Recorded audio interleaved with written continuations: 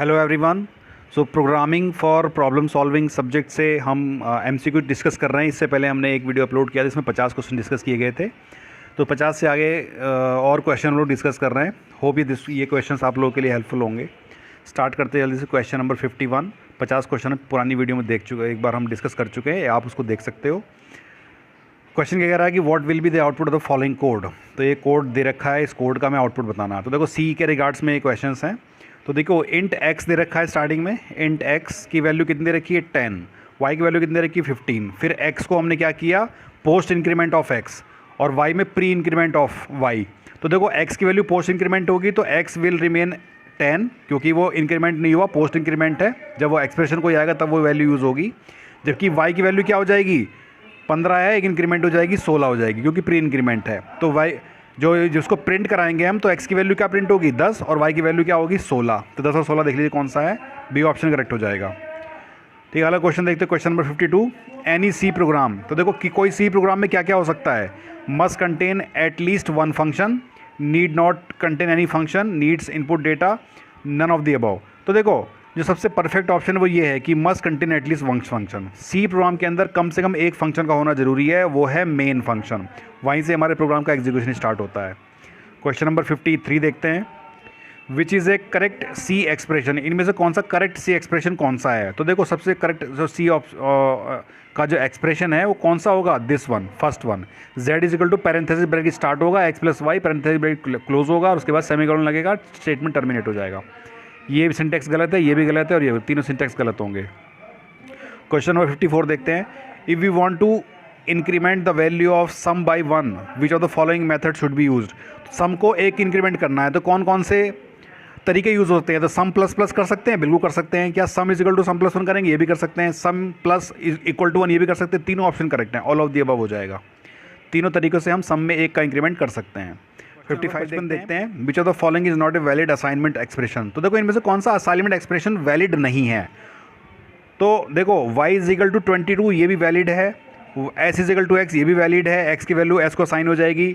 y percentile is equal to 6 reminder generate हो जाएगा, ये भी असाइनमेंट ऑपरेशन बिल्कुल ठीक है। ये वाला ऑप्शन गलत है। z is equal to 5 equal to 3, क्योंकि 5 इज नॉट इक्वल टू 3, ये ऑप्शन गलत है बिल्कुल। ठीक है, तो डी ऑप्शन करेक्ट हो जाएगा यहाँ पर, ये वाला ऑप्शन ठीक नहीं है। 56 देखते हैं। What should be written in the program to get new line on the screen। तो नई लाइन हमें लेनी है तो क्या लिखेंगे हम, तो लिखते हैं भैया प्रिंट एफ के अंदर आएगा ये \n। प्रिंट एफ के अंदर \n, इससे नई लाइन जनरेट होती है। 57 देखते हैं। स्काई वैल्यू ऑफ ए। तो स्मॉल ए की स्काई वैल्यू 97 होती है, 97, और कैपिटल ए की स्काई वैल्यू जो होती है वो क्या होती है 65 होती है। ठीक है, कैपिटल ए की, स्मॉल ए की 97 से शुरू होती है 97 से, और कैपिटल ए की 65 शुरू होती है। Float requires. तो फ्लोट के अंदर कितनी रिक्वायरमेंट होती है मेमोरी की, 4 बाइट्स की रिक्वायरमेंट होती है। 59 देखते हैं। Which of the following operator is use to select a member of a structure variable. तो इस एक स्ट्रक्चर है, उसके अंदर कुछ डेटा मेंबर्स हैं, कुछ मेंबर फंक्शन है, उनको हमें चूज़ करना है, सेलेक्ट करना है, यूज़ करना है। तो कौन सा ऑपरेटर यूज़ होगा, डॉट ऑपरेटर यूज़ होगा। ठीक है ना, डॉट ऑपरेटर से यूज़ होता है। हम स्ट्रक्चर का ऑब्जेक्ट बनाएंगे, स्ट्रक्चर का हम कंटेंट यूज़ करने के लिए डॉट ऑपरेटर का यूज़ करेंगे। What is the starting point of a C program execution. तो सी का प्रोग्राम कहाँ से एग्जीक्यूशन होना स्टार्ट होता है, वॉइड मेन से। मेन से स्टार्ट होता है, जहाँ पर भी मेन फंक्शन होगा, चाहे मेन से पहले कितने फंक्शन लिखे हों, लेकिन एग्जीक्यूशन मेन से शुरू होता है। 61 which symbol ends a statement in C program. तो सी प्रोग्राम में कौन सा सिंबल स्टेटमेंट को टर्मिनेट करता है, तो सेमी कॉलन करता है। मोस्टली प्रोग्रामिंग लैंग्वेज में यही करता है, सेमी कॉलन। 62 देखते हैं। Which symbol is use to comment single statement. तो सिंगल लाइन को स्टेटमेंट को कमेंट करने के लिए कौन सा सिंबल यूज़ होता है, ये होता है /, डबल /, ये। ठीक है, अगर मल्टी लाइन अगर यूज़ करना होता है तो ये सिंबल यूज़ होता है, स्टार। इसके बाद यहाँ पर हम अपना कमेंट लिखते हैं, फिर स्टार, और फिर यहाँ पर कर देते हैं। तो मल्टी लाइन के लिए ये यूज़ होता है। सिंगल लाइन के लिए क्या यूज़ होता है, 2 /। तो पहला ऑप्शन करेक्ट हो जाएगा। 63 देखते हैं। Why preprocessor directive needed in the beginning of a C program. तो सी प्रोग्राम में प्री प्रोसेसर डायरेक्टिव की जरूरत क्यों पड़ती है, to start the execution of a program, to include keywords in a program, to include files in a program. तो ये होता है to include files in a program. Program के अंदर फाइल्स को इंक्लूड करने के लिए प्री प्रोसेसर डायरेक्टिव की ज़रूरत पड़ती है। 64 देखते हैं, header file is compulsory to include in C program printing hello word. देखो हेलो वर्ड नाम का एक शब्द या वर्ड हम प्रिंट करना चाहते हैं, तो क्या किसी हेडर फाइल की ज़रूरत पड़ेगी? बिल्कुल सही बात है, पड़ेगी भैया। बिना हेडर फाइल के प्रोग्राम नहीं चलेगा, हेडर फाइल चाहिए। 65 which of the following is not a basic data type in C language. तो सी लैंग्वेज में कौन सा बेसिक डेटा टाइप नहीं है? तो देखो फ्लोट भी है, इंट भी है, कैरेक्टर भी है, रियल नहीं है। तो सी ऑप्शन करेक्ट हो जाएगा। कौन सा बेसिक डेटा टाइप नहीं है? रियल नहीं है। 66 how many keywords are there in C. तो सी लैंग्वेज में कितने कीवर्ड्स हैं? तो ये 32 हैं, 32 कीवर्ड्स हैं। 67 देखते हैं, which of the following is true for variable names in C. तो सी के अंदर वेरिएबल्स हम बनाते हैं, उनके लिए हमें स्टेटमेंट चूज़ करना करेक्ट क्या है। पहला ऑप्शन पढ़ते हैं, variable names can not start with A digit. बिल्कुल ठीक बात है, वेरिएबल नेम जो है वो डिजिट से स्टार्ट नहीं हो सकता। पहला ऑप्शन ही हमारा करेक्ट है, बाकी सारी चीज़ें ठीक है। ये वाला हमारा ऑप्शन ठीक है, बाकी सब गलत हैं। देखो दूसरा पढ़ लेते हैं, variable can be of any length. तो वेरिएबल क्या किसी भी लेंथ का हो सकता है? नहीं भैया, उसकी फिक्स लेंथ होती है, कोई ना कोई लेंथ होती है, डिसाइड होता है। सी पढ़ते हैं, they can contain alphanumeric characters as well as special character. तो अल्फान्यूमेरिक तो हो सकते हैं, लेकिन स्पेशल कैरेक्टर इसमें नहीं हो सकते, तो ये भी गलत है, ये भी गलत है। Reserved key word can be use as a variable name. तो रिजर्व्ड वर्ड को हम क्या एज ए वेरिएबल यूज़ कर सकते हैं? नहीं कर सकते, ये भी गलत है। तो पहला ऑप्शन करेक्ट होगा। Character literal in C syntax is. तो देखो सी सिंटैक्स में से इनमें से कौन सा जो एग्जाम्पल हो कैरेक्टर लिटरल का होगा? तो ये होता है सिंगल कोट के अंदर हम कोई कैरेक्टर लिखते हैं, इसके अंदर हम लिखते हैं कोई कैरेक्टर, तो ये कैरेक्टर लिटरल माना जाएगा, ठीक है ना। सिंगल कोट के अंदर आता है कैरेक्टर लिटरल। तो कौन सा ऑप्शन करेक्ट होगा? बी ऑप्शन करेक्ट हो जाएगा। 69 देखते हैं, choose the correct statement about C escape sequence. तो एस्केप सीक्वेंस के लिए हमें बताना है। तो देखो slash backward slash N produce new line. बिल्कुल, प्रिंट एफ के अंदर जब हम लिखते हैं बैकवर्ड स्लैश एन तो नई लाइन आ जाती है, बिल्कुल ठीक बात है। Slash T produces 1 tab space, एक टैब स्पेस हमें देना तो स्लैश टी लिखते हैं, बिल्कुल ठीक बात है। Slash B produces 1 back space, एक बैक स्पेस लगाना तो स्लैश बी लिखते हैं, बिल्कुल ठीक बात है। तो सारे के सारे ठीक हो जाएंगे ये, ठीक है ना, all of the above. Choose a valid C format specifier. तो सी फॉर्मेट स्पेसिफायर कि हमें वैलिड चूज़ करना, कौन कौन से सी फॉर्मेट स्पेसिफायर हैं, मतलब कि डेटा टाइप को जो स्पेसिफाई करते हैं। तो क्या परसेंटाइल डी सही है? बिल्कुल ठीक बात है, ये इंटीजर के लिए यूज़ होता है। परसेंटाइल एफ फ्लोट के लिए यूज़ होता है।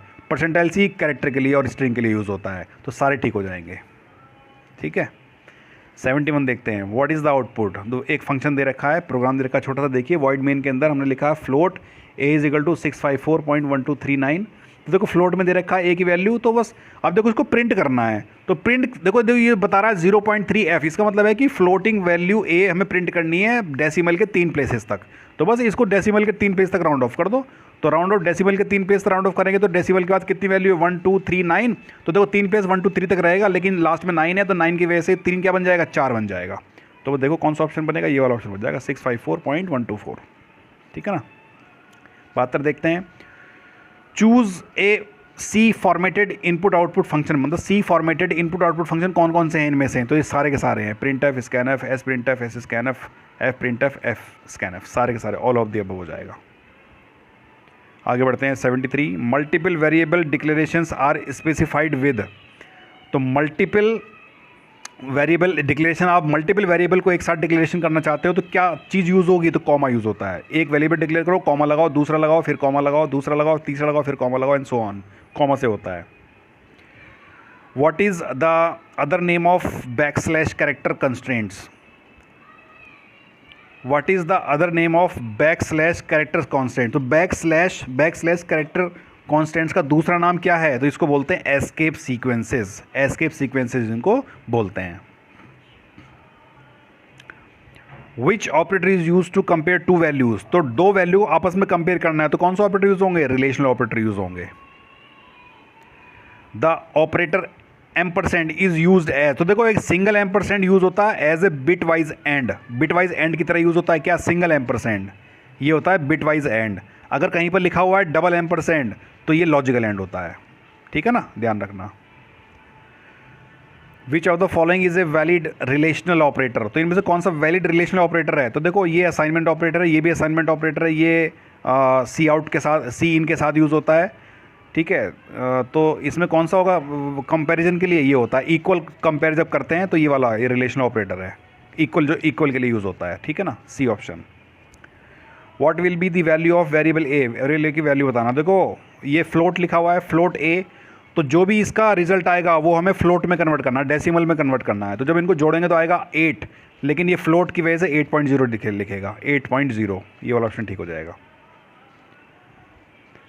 अब देखो यही क्वेश्चन है, इंट ए दे रखा है, तो इंट ए में क्या करता है, ये जो भी वैल्यू आए, चाहे फ्लोट में आए, चाहे पॉइंट में आए, चाहे ना आए, ये इसको क्या करेगा, इंट में कन्वर्ट कर लेगा, मतलब कि पॉइंट को हटा देगा। तो ये आएगा 8.0 आएगा ना, तो 0 इसको हटा देगा, ये आ जाएगा 8। तो ए इज इक्वल टू क्या हो जाएगा, 8, सी ऑप्शन ठीक हो जाएगा। Choose a right statement, right statement choose करना है। देखो इंट ए, ये देखो जो भी इसकी वैल्यू जो भी कैलकुलेट होगी वो अंततः इंटीरियर में कन्वर्ट हो जाएगी। क्यों कन्वर्ट हो जाएगी, क्योंकि यहाँ पर इंट ए लिखा हुआ है। ऐसे ये बी भी इंटीरियर में कन्वर्ट होगा, सी भी इंटीरियर में कन्वर्ट होगा, डी भी इंटीरियर में कन्वर्ट होगा, और जो डेसिमल के बाद वैल्यू हो वो इग्नोर हो जाएंगी, ठीक है ना। तो जब 5 को हम 2 से डिवाइड करेंगे तो क्या आएगा, 2.5, तो 2 आएगा, ए की वैल्यू 2 हो जाएगी। बी में 5.0/2, तो ये भी 2 आ जाएगा, 5/2 ये भी 2 आ जाएगा, और 5 ये भी 2 आ जाएगा। ये सारे के सारे 2 हो जाएंगे। क्यों, क्योंकि सारे के सारे इंटीजर वैल्यूज़ हैं। अगर ये फ्लोटिंग होती तो पॉइंट भी कंसीडर करते। तो ए की वैल्यू 2, बी की 2, सी की 2, डी की 2, ए ऑप्शन करेक्ट हो जाएगा। 81 देखते हैं, चूज़ ए राइट स्टेटमेंट, एक राइट स्टेटमेंट। अब देखो यहाँ फ्लोट आ गया, तो अब एक्चुअल वैल्यू कैलकुलेट होगी। फ्लोट ए क्या होगा, फ्लोट ए होगा भैया 2.5, समझ गए। फ्लोट ए क्या होगा, 2.5। फ्लोट बी क्या होगा, फ्लोट बी भी होगा 2.5, फ्लोट सी भी 2.5, और फ्लोट डी भी 2.5। तो देखो 2.5 कहाँ पर है, ये सारा पहला वाला ऑप्शन करेक्ट हो जाएगा। 2.5, 2.5, 2.5, 2.5। क्यों, क्योंकि ये जो वेरिएबल है इनका डेटा टाइप किस टाइप का है, फ्लोट का है, और ये डेसिमल के बाद वैल्यू कंसिडर करेगा, ठीक। 82, what will be the value of variable A, variable A की वैल्यू हमें बतानी है, वेरिएबल की वैल्यू हमें बतानी है। तो इंट ए, अब देखो ये 25 परसेंटाइल टेल, मतलब कि रिमाइंडर देगा ये, तो रिमाइंडर कितना होगा, रिमाइंडर इसका 5 हो जाएगा। रिमाइंडर कितना हो जाएगा, 5 रिमाइंडर देता है। तो जब हम 10 से 25 को डिवाइड करेंगे तो रिमाइंडर क्या बचेगा, 5 बचेगा। विच of the following is a valid assignment operator, तो इनमें से वैलिड असाइनमेंट ऑपरेटर कौन सा है। तो देखो प्लस इक्वल टू, असाइनमेंट की बात कर रहे हैं ना, असाइनमेंट ऑपरेटर, तो प्लस इक्वल टू ये जोड़ के असाइन करेगा, ये माइनस करके असाइन करेगा, या मल्टीप्लाई करके असाइन करेगा। सारे असाइनमेंट वैलिड, सारे असाइनमेंट ऑपरेटर वैलिड है यहाँ पर, all of the above. What will be the value of variable D, variable D की वैल्यू हमें बतानी है।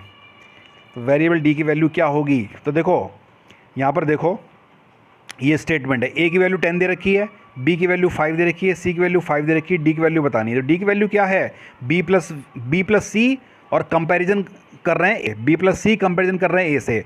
तो जब जहाँ पर कंपैरिजन होता है वहाँ पर ट्रू और फॉल्स जनरेट होता है, या तो सही, या तो वो सही है, या तो वो कंपेयर हो रहा है, अदरवाइज नहीं हो रहा है। तो बी प्लस सी की वैल्यू कितनी है, जोड़ लो। देखो बी प्लस सी की वैल्यू कितनी है, तो देखो बी की वैल्यू 5 है और सी की वैल्यू 5 है, तो 5 + 5 कितना हो गया, 10। तो D is equal to 10, B plus C की वैल्यू कितनी हो गई, 10 हो गई। अब 10 को हमें कंपेयर करना किससे, 10 को हमें कंपेयर करना ए से। ए की वैल्यू कितनी है, ए की वैल्यू भी 10 है। तो क्या 10 के बराबर है, यस। यस का मतलब क्या होता है, ट्रू। ट्रू का मतलब क्या होता है, 1। तो यहाँ पर 1 प्रिंट हो जाएगा, 1 आएगी इसकी वैल्यू। अगर ये 10 के बराबर नहीं होता तो ये फॉल्स होता, ठीक है ना, 0 आता, लेकिन 1 आएगा, या फिर सिंटैक्स एरर आ जाता। अब आगे देखते हैं 86, what will be the value of variable B, variable B की वैल्यू हमें बतानी है। तो इंट ए दे रखा है, इंट बी दे रखी है, ए की वैल्यू 1 दे रखी है, तो बी की वैल्यू क्या हो जाएगा। तो देखो ये पोस्ट इंक्रीमेंट है ना, तो पोस्ट इंक्रीमेंट में वैल्यू चेंज ही नहीं होगी। ए की वैल्यू 1 है, यहाँ पर ए की वैल्यू 1 ही रहेगी, क्योंकि ये पोस्ट इंक्रीमेंट है, तो ए की वैल्यू 1 ही रहेगी। बी की वैल्यू भी यहाँ पर 1 ही प्रिंट होगी, ठीक है ना, पोस्ट इंक्रीमेंट है। जब एक्सप्रेशन को यूज़ होता है वहाँ पर इसकी वैल्यू चेंज होती है। तो बी की वैल्यू क्या हो जाएगी, 1, ऑप्शन ए करेक्ट हो जाएगा। 87 देखते हैं, what will be the value of variable B, variable B की वैल्यू में बतानी है। अब देखो ये प्री इंक्रीमेंट आ गया, तो ए की वैल्यू कितनी है, 1, तो 1 यहाँ पर आ गया, ठीक है, प्लस ए लिखा हुआ है ना, तो प्लस 1, मतलब 1 में एक और ऐड हो जाएगा, तो कितना हो जाएगा, 2 हो जाएगा, ये 2 हो जाएगा। तो यहाँ पर बी की वैल्यू कितनी प्रिंट होगी, 2 होगी, क्योंकि ये प्री इंक्रीमेंट है, तो प्री इंक्रीमेंट हो गया। ए की वैल्यू 1 थी, 1 के बाद 2 हो गई, 2 के बाद प्रिंट हो गया। What will be the value of variable Z, variable Z की वैल्यू हमें बतानी है, वेरिएबल जेड की वैल्यू हमें बतानी है। तो एक्स की वैल्यू 3 है, वाई की वैल्यू 4 है, अब इनको जोड़ लो भैया, कितना आ रहा है देखो, ये है प्री इंक्रीमेंट, तो x की वैल्यू कितनी हो गई, 4 हो गई, क्योंकि 3 थी पहले, प्री इंक्रीमेंट से 4 हो गई, और y की वैल्यू पोस्ट इंक्रीमेंट, तो वो 4 का 4 ही रहेगा, 4 को 4 में जोड़ लो भैया, कितना हो गया, 8 हो गया।